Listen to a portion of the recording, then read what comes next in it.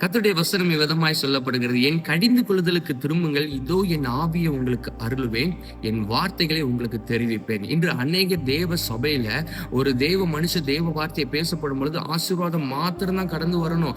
கடிந்து கொள்ளுதலை பத்தி அவர் பேசவே கூடாது. இந்த காரியத்தை செய்யணும், இந்த காரியத்தை செய்யக்கூடாது நீங்க சொல்லவே கூடாது. தேவன் ஆசீர்வாதத்தை தான் கொடுத்துட்டு போயிருக்காரு, அதனால நீங்கள் ஆசீர்வாதத்தை மாத்திரம் தான் பேசணும்ட்டு அநேகர் இன்று தேவனுடைய ஆசீர்வாதத்தை இழந்து கொண்டிருக்கிறார்கள், நரகத்துக்கு நேராக கடந்து சென்று கொண்டிருக்கிறார்கள். ஆனால் கர்த்தருடைய வசனம் சொல்லப்படுது, என் கடிந்து கொள்ளுதலுக்கு திரும்புங்கள்.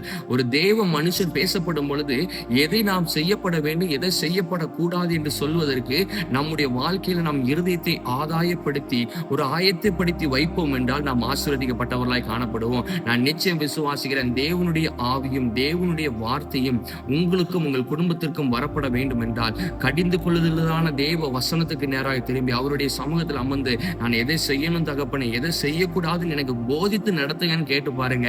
நான் நிச்சயம் சொல்கிறேன், கர்த்தர் உங்களை ஆசீர்வதித்து உங்கள் குடும்பத்தை ஆசீர்வதித்து உயர்த்த அவர் வல்லவராய் இருக்கிறார். நிச்சயம் நீங்கள் ஆசீர்வதிக்கப்பட்டவர்களாய் இருப்பீர்கள். God bless you.